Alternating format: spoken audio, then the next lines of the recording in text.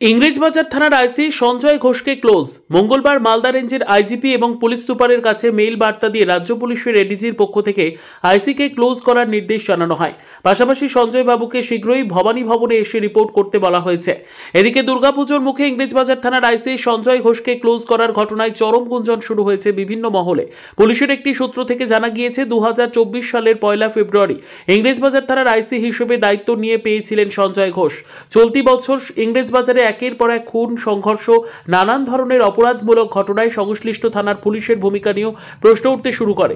Police ও স্থানীয় সূত্রে জানা গিয়েছে, ইংরেজবাজারের তৃণমূল নেতা বাবলা সরকার প্রকাশ্যে খুন হন জানুয়ারি মাসে। এরপর ইংরেজবাজার পুরসভার চেয়ারম্যান তথা রাজ্য তৃণমূলের সহসভাপতি কৃষ্ণেন্দু নারায়ণ চৌধুরীকে ফোন করে লক্ষাধিক টাকা চেয়ে খুনের হুমকি দেওয়া হয়। সেই ঘটনায় দুজন গ্রেপ্তার হয়। পরবর্তীতে জুলাই মাসে লক্ষ্মীপুরে নৃশংসভাবে খুন হন এক তৃণমূল নেতা। সম্প্রতি তৃণমূল কর্মীর ওপর হামলা হয়। এছাড়াও আরজি করের চিকিৎসক পড়ুয়া ছাত্রীর গত সপ্তাহের শুক্রবার মালদায় রহস্যজনকভাবে মৃত্যু হয়। সেক্ষেত্রে মৃতের পরিবারের অভিযোগ নিতেও নাকি গড়িমসি করা হয়েছিল বলে অভিযোগ। ইংরেজবাজার থানার আইসিকে সরানোর পেছনে এরকম নানান ঘটনার কারণ জড়িত থাকতে পারে বলে মনে করছে ওয়াকিবহাল মহল। তার বিরুদ্ধে কি অভিযোগ? আমার জানা নেই, আমি জানলে আপনাকে জানাবো। কেন, কি কারণ? আমার জানা নেই।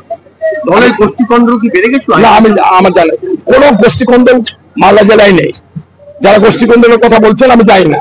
আপনাদের কাছে এক মঞ্চে যখন মিটিং হয়, তৃণমূল কংগ্রেসের সমস্ত নেতা নেত্রী আমার একসাথে থাকে। আজকেও আপনি দেখেছেন যারা বলছে কথাগুলো তারা ঠিক বলছে না। মালদা জেলা কোনো গোষ্ঠীকন্দল নেই। পুলিশের গাফিলতি তাহলে প্রমাণ হয়েছে। না, আমি জানি না যে কাকে অরেস্ট করা হয়েছে। আমি জানলে আপনাকে। আপনি কি মনে করতেন সঞ্জয় ভালো অফিসার ছিল? আমাদের মালদা জেলার সমস্ত পুলিশ সক্রিয়তার সাথে মানুষের পাশে থেকে কাজ করে। এখন কোন যদি পুলিশ বা কেউ কোন রকম খারাপ কাজ করে তার বিরুদ্ধে তাদের সিনিয়র যারা আছে তারা ব্যবস্থা গ্রহণ করবে। আমাদের বলার মতো ক্ষমতা সেখানে নেই। তৃণমূলের গোষ্ঠীদ্বন্দ্বের শিকার হলেন ইংলিশবাজার থানার আইসি। আজকে একের পর এক ঘটনা, সে বাবলা সরকার খুন হোক কিংবা রিসেন্ট যে ঘটনা ঘটেছে যে ওই অমৃতি অঞ্চলে যে বানিয়াগ্রামে যে শুট আউটের যে ঘটনা ঘটেছে, যে গুলিবিদ্ধ যিনি হয়েছে, একের পর এক ঘটনাতে এখানে আমরা যা মনে করছি যে আইসিকে পরিবর্তন করা হবে। কিন্তু এর মূল কারণটা জানতে হবে। এই আইসি বা পুলিশ প্রশাসনকে রীতিমতো কাজ করতে দেয়নি এই শাসক দলের নেতা মন্ত্রীরা। ব্যবস্থা তাদের বিরুদ্ধে নেওয়া উচিত ছিল।